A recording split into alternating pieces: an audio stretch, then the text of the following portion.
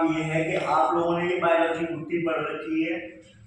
अब इसमें ये चेक कर लेना कि भाई आज इतना ही काम है आपका कि इसमें से कौन कौन से ऐसे प्रश्न हैं जो आपको याद नहीं है, क्योंकि कल जब आप 8:30 बजे पेपर देने के लिए बैठेंगे तो आपके बहुत सारे क्वेश्चन इसमें से फंसने वाले हैं।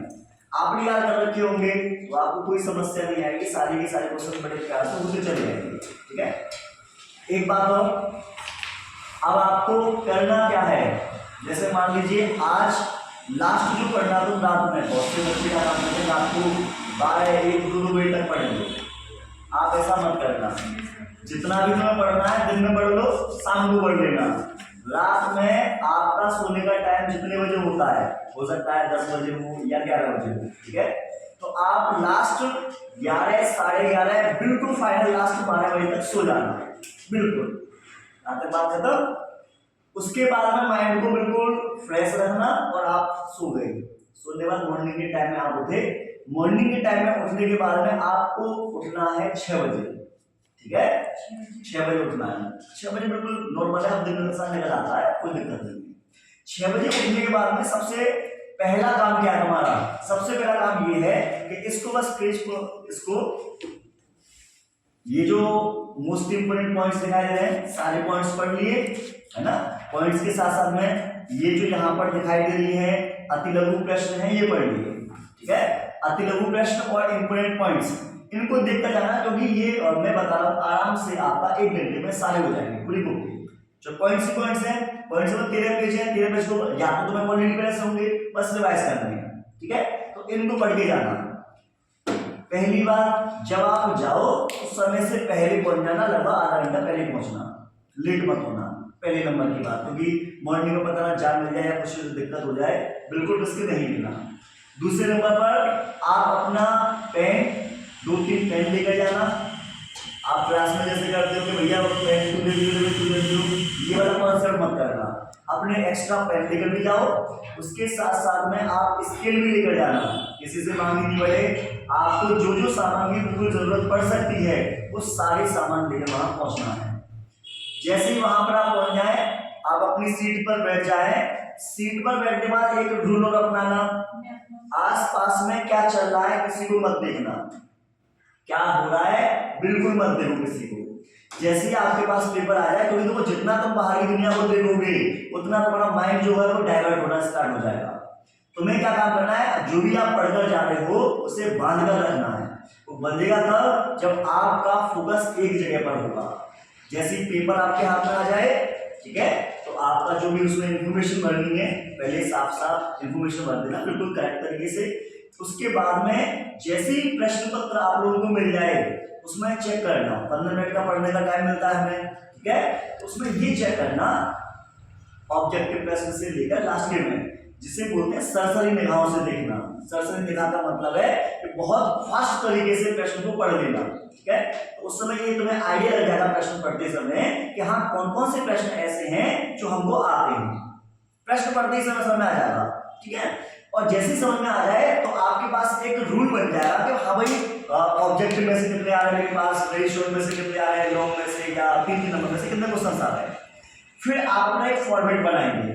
फॉर्मेट बनाने का मतलब आपको जैसी कॉपी मिल जाए दोनों तरफ लाइनिंग वगैरह खींचेंगे, आप हेडिंग ब्लैक पेन से डालेंगे, ठीक है। जैसे डालने का तरीका वो आपको पता होगा कि जैसे सबसे पहले पेपर आया बहुविकल्पी प्रश्न का, जैसे कि मैं आपको यहाँ पर दिखा दे रहा हूँ, जैसे कि पेपर हमारे पास है और जो बता रहा हूँ उसी को फॉलो करना। जैसे हमारे पास एक पेपर है ना, तो यहाँ बहुविकल्पी प्रश्न है तो बीच में बहुविकल्पी प्रश्न बड़ा बड़ा लिख देना। फिर जैसे पहले का डायरेक्ट आंसर में जो भी 4 ऑप्शन दे रखे हैं उनमें से डी वाला आंसर डायरेक्ट, ठीक है, एक लाइन छोड़ना। फिर पहले का फिर यक्षमा दूसरे का कर देना। मतलब आपके अगर 4 या 5 ऑब्जेक्टिव हैं तो आपके 5 लाइन में खत्म। पहली बात समझ में आई, जो भी आप लिख रहे हैं बिल्कुल स्वच्छ लिखना, साफ दिखाई देना चाहिए। तो मैं नहीं कि तुम सोचोगे मैं तो दिखाई दे रहा कहां से लिख दिया ना, तुम इस हिसाब से लिखना कि सामने वाला जो टीचर जो है वो हमारी कॉपी जब देखेगा तो उससे सामने से बिल्कुल क्लियर दिखाई देना चाहिए, उसे डाउट में नहीं रखना है, ठीक है।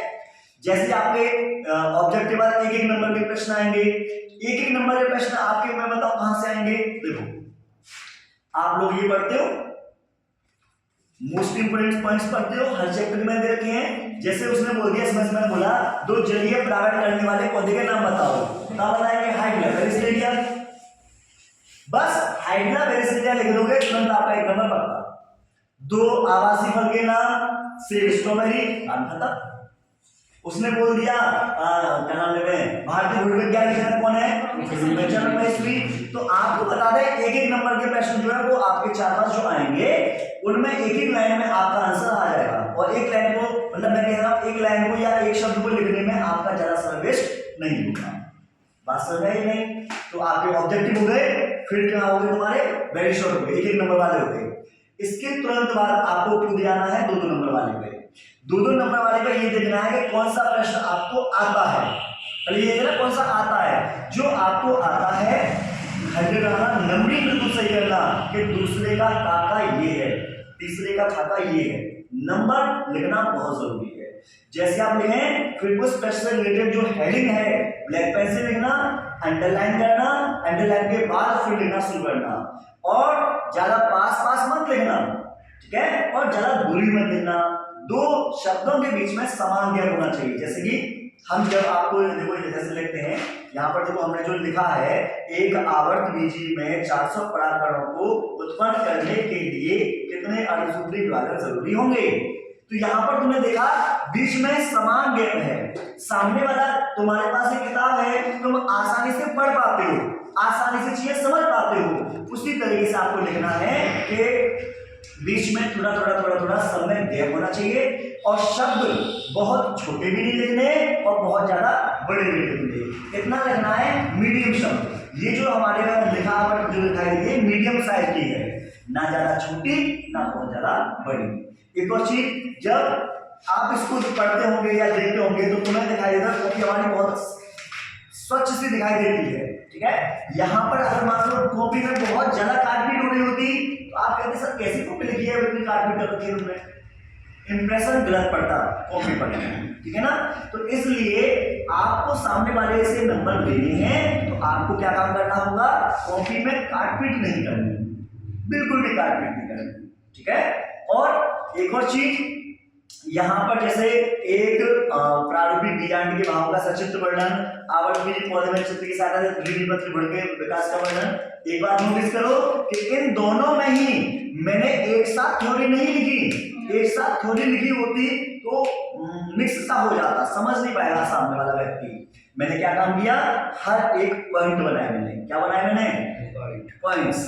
एक और चीज, जब बीजांड का आ जाए या द्विबीजपत्री बढ़ का आ जाए, एक पॉइंट लिखा, चाहो तो एक लाइन छोड़कर दूसरा पॉइंट लिखा, एक लाइन छोड़कर तीसरा पॉइंट लिखा, कॉपी भी भरी हुई नजर आई भरपूर मात्रा में, और साफ चीजें नजर आएंगी तुम्हारी।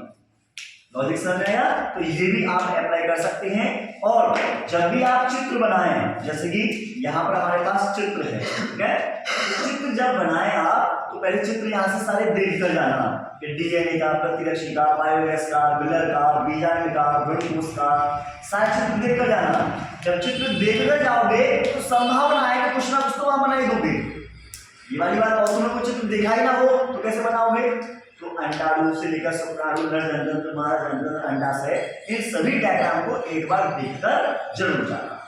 जब डायग्राम आ जाए तो डायग्राम के नाम पर भी फोकस किया करो, क्योंकि जब पेपर में आता है चित्र तो वो बोलता है नामांकित चित्र बनाओ, मतलब जो आपने चित्र बनाया है उसके नाम को आपको अंकित करना होगा। ये वाली बात समझ में आई? आपने क्या काम किया, ऑब्जेक्टिव कर लिए, वेरी शॉर्ट कर लिए। वेरी शॉर्ट में एक चीज और आती है, शायद आपके सेट में आ भी सकती है और नहीं भी, वो आती है फुल फॉर्म आती है, ठीक है। फुल फॉर्म 3 जगह पर मैंने इसमें दे रखी है। पहले नंबर की 3rd चैप्टर में मानव जन स्वास्थ्य वाला जो इसमें यूनिट है उसमें ZIFT, GIFT, MTP, STD, IVF, IUD दे रखी है, एक बार रिवीजन करके जाना। फिर रो में दे रखी है mild mucosal associated lymphoid tissue, AIDS, acquired immunodeficiency syndrome, CMI, cell mediated immunity, ठीक है, HIV, human immunodeficiency virus, ठीक है। एक और दे रखा है नार्को नेशनल कंट्रोल ऑर्गेनाइजेशन। फिर बायोटेक्नोलॉजी में दे रखा है मैंने BT bacillus thuringiensis, ADA adenosine deaminase, है ना। तो उसमें भी कुछ दे रखे हैं, वहां पर भी कुछ एक्स्ट्रा मैंने बीच में दे रखे हैं, जैसे lactic acid bacteria, BOD biochemical oxygen demand, PCR polymerase chain reaction, ठीक है, WWF world wild life fund. तो बीच बीच में भी मैंने कुछ दे रखे हैं, उनको भी आप पढ़ कर जाना कि अगर आपके में आ जाए फुल फॉर्म तो वो भी आप लिख पाए। अब बात आ गई हमारे 3-3 नंबर वाले प्रश्न की। जब 3 नंबर वाले प्रश्न की बात आती है, कोशिश ये करना कि प्रश्न कोई हमसे छूटे ना। अब लॉजिक क्या है कि आप क्या काम करें, शुरुआत से मत बनाना। पहले 3-3 नंबर वाले आपके आएंगे 12 प्रश्न, 12 36 नंबर, और 36 नंबर लेना बहुत जरूरी है। अब यहाँ पर गेम तुम्हें खेलना है कि 3-3 नंबर वाले प्रश्न में जो प्रश्न तुम्हें परफेक्ट आता है, जो तुम यहाँ पर बैठ के याद कर रहे हो, जो मैंने अच्छे तरीके से समझाया है, उससे पहले आराम से थ्योरी लिख लो, ठीक है। जैसे बहुगुणता आ गया, संचरण आ गया, दोहरा निषेचन आ गया, मानव जीनोम परियोजना आ गया, या जैव सूचना विज्ञान आ गया, या हॉटस्पॉट आ गया, उसे तुमने पढ़ रखा है। आप हेडिंग डालो ब्लैक पेन से, लिख डालो, लिख दिया। जब भी लिखे एग्जाम्पल अगर मैंने दे रखा है तो एग्जाम्पल सही नहीं करना, हर चीज के एग्जाम्पल रिवाइज करके आना, क्योंकि बिना एग्जाम्पल के थ्योरी में आपके नंबर कटने की संभावना बढ़ जाती है, ठीक है। तो आपको एग्जाम्पल लिखना होगा। एक बात और, पहले वो कर लिया हमने जो हमको आते हैं, अब जो नहीं आता वो कैसे करना है, ये भी तो मेन बात है कि ऐसा तो है नहीं कि पूरा पेपर तुमका आता हो, ऐसा नहीं हो सकता। कुछ कभी कभी ऐसा हो जाता है कि एक आध प्रश्न नहीं आता, तो उसके लिए तुम्हें करना है, हमने तुम्हें पहले चैप्टर से लेकर लास्ट के चैप्टर तक हर एक चैप्टर पढ़ा दिया, हर एक चैप्टर के important point, objective, very short long question पढ़ा दिए, पढ़ाए नहीं पढ़ाए। अब मेन चीज ये आती है कि कोई प्रश्न जो तुमको नहीं आ रहा, पहले जो आ रहा है वो करने आपको, ठीक है। चाहे 3 नंबर का हो, लास्ट में 5-5 नंबर के जो भी है, जो तुम्हें लगता हो कि सबसे आसान है, जो तुमको आता है, वो तुम्हें करने हैं। अब हमारे सबसे लास्ट का काम है ये वाला, बनाने का काम लास्ट का रखना, शुरुआत में मत बनाना, बीच में मत बनाना, लास्ट में बनाएंगे। तो मैं ये नोटिस करना है कौन से चैप्टर से प्रश्न है, कौन से चैप्टर से प्रश्न है। जैसे एक एग्जांपल देता हूं मैं, इसमें दे रखा है घरेलू उत्पाद तथा औद्योगिक उत्पाद में सूक्ष्म जीवों का महत्व समझाइए, ठीक है। क्या बोला मैंने, घरेलू उत्पाद तथा औद्योगिक उत्पाद में सूक्ष्म जीव का महत्व। मान लो तुम इसे भूल गए, मान लो भूल गए, अब इसका पहले संबंध निकालेंगे, घरेलू उत्पाद, ठीक है, तथा औद्योगिक उत्पाद, ठीक है।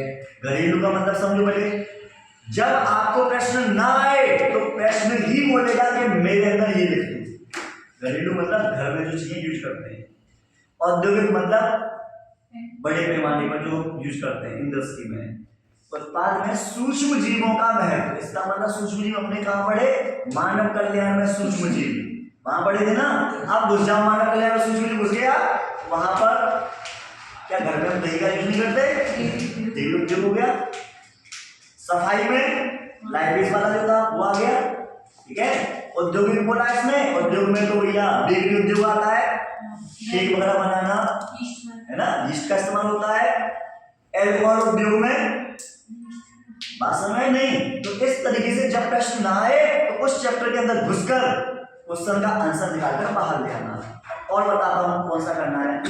जैसे दे रखा है, अगला है टाइफाइड रोग पर टिप्पणी करो, और बाई चांस भूल गए तुम टाइफाइड भूल गए, अब बिल्कुल भूल गए तो हमें क्या काम करना है, 3 नंबर का प्रश्न बिल्कुल भूल चुके हैं, कुछ ऐसा लिखना है जो हमारा नाम हो जाए, 3 ना दे 1.5 लिख देते से। अब टाइफाइड तुम दिमाग लगाओगे तो टाइफाइड बुखार होता है, क्या है बुखार, और ये बुखार है। मैंने एक ट्रिक आई थी, टिंकू सीढ़ी में बनी है पटाखा, कहां से टाइफाइड, इसका मतलब ये जीवाणु द्वारा होने वाला रोग है। क्यों हो जाता है हमें, होता क्यों है? इस टाइफाइड को हम आंत्र ज्वर बोलते हैं। आंत का मतलब आंत, और आंत कब खराब होंगी, जब हम गंदा भोजन खाएंगे या गंदा पानी पिएंगे। तो दूषित जल या भोजन खाने से ये बीमारी हो जाती है। अब इसमें समस्या क्या होगी, बुखार आएगा, छाती पर दाने से निकल आते हैं, इसमें नुकीला बोल देते हैं। और इस समय नहीं, पेट है, आंतें प्रभावित हो जाती हैं। ठीक है, क्या करना चाहिए, स्वच्छ जल और स्वच्छ भोजन का इस्तेमाल करना चाहिए। लॉजिक समझ में आ रहा नहीं, तो आपको उसी से रिलेटेड फिर अपनी बुद्धि लगानी है। जब आपको ये किताबी चीजें बताई जा रहे हैं तो अपनी बुद्धि लगानी है और उसको उसमें डाल देना है। 1.5 नंबर 2 नंबर मिल जाएंगे। चलो और बताता हूं, इसमें दे रखा है कपि तथा मानव में 4 अंतर बताओ। अंतर, अब कपि का मतलब तो मंदिर समझ लो इस तरीके से, कपि का मतलब मंदिर जैसा समझ लिया, और मानव मानव हम है। अब दोनों में अंतर अगर बताने हैं खुद ही सोच लो। बंदर पेट पर रहते हैं, मनुष्य स्तर पर रहता है। मिल गया पहला पॉइंट। अगर हम किताब आगे बढ़े तो डायरेक्ट निकाल लो, फिर तुम दूसरा देखोगे 4 पैरों पर चलते हैं, हम 2 पैरों पर चलते हैं। उनकी भौहें उभरी हुई और बड़ी होती है, हमारी